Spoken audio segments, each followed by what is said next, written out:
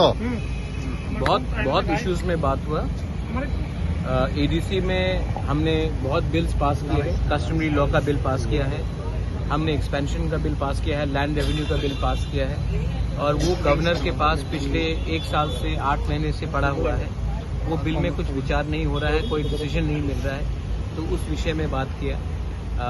ADC में funding का problem है, हेल्थ का हमने बहुत स्कीम्स उठाया है, लेकिन गवर्नमेंट ने अभी तक फंड रिलीज नहीं किया है, उस विषय में बात किया। और बहुत चीज़ था, जैसे कि हमारे कॉन्स्टिट्यूशनल सोल्यूशन, उसमें बड़ी बात किया, तो बहुत चीज़ों में बात हुई। तो कल इंटरलोकेटर आने वाले थे, क्या आएगा क्या? इंटरलोकेटर कल नहीं आएगा, क्योंकि जेन्युइन प्रॉब्लम है।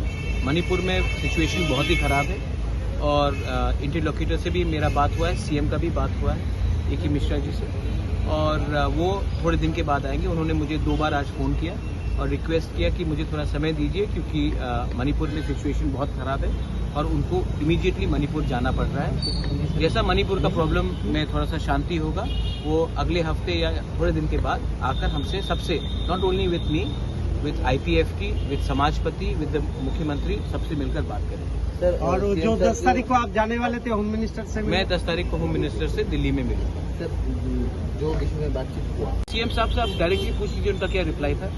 मुझसे तो अच्छी तरीके से बात हुआ, लेकिन मैंने अपना स्पेसिफिक पॉइंट्स रखा है। सीएम साहब ने कहा है कि वो जैसे कि फाइनेंस का हो, या जो बिल्स गवर्नर के संग पड़े हैं, जो हमारे ट्राइबल कस्टमरी लॉ बिल्स हो, हमारा जो भी बिल्स गवर्नर के संग पड़े हैं, वो बात वो अपने चीफ सेक्रेटरी, फाइनेंस सेक्रेटरी से बैठकर बात करके मालूम करेंगे कि स्टेटस क्या है।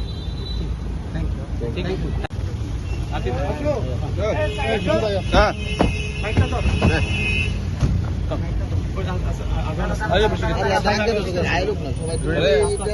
अच्छा है, आस्ते आस्ते है।